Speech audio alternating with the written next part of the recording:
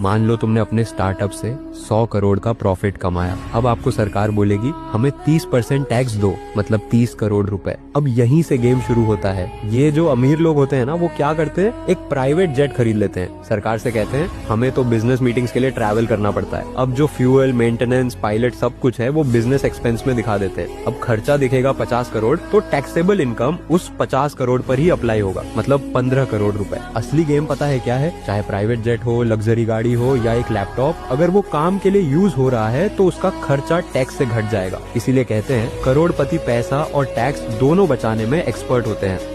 मान लो तुमने अपने स्टार्टअप से 100 करोड़ का प्रॉफिट कमाया। अब आपको सरकार बोलेगी हमें 30% टैक्स दो, मतलब 30 करोड़ रुपए। अब यहीं से गेम शुरू होता है। ये जो अमीर लोग होते हैं ना, वो क्या करते हैं, एक प्राइवेट जेट खरीद लेते हैं। सरकार से कहते हैं हमें तो बिजनेस मीटिंग्स के लिए ट्रैवल करना पड़ता है। अब जो फ्यूल, मेंटेनेंस, पायलट सब कुछ है वो बिजनेस एक्सपेंस में दिखा देते हैं। अब खर्चा दिखेगा 50 करोड़, तो टैक्सेबल इनकम उस 50 करोड़ पर ही अप्लाई होगा, मतलब 15 करोड़ रुपए। असली गेम पता है क्या है? चाहे प्राइवेट जेट हो, लग्जरी गाड़ी हो या एक लैपटॉप, अगर वो काम के लिए यूज हो रहा है तो उसका खर्चा टैक्स से घट जाएगा। इसीलिए कहते हैं करोड़पति पैसा और टैक्स दोनों बचाने में एक्सपर्ट होते हैं।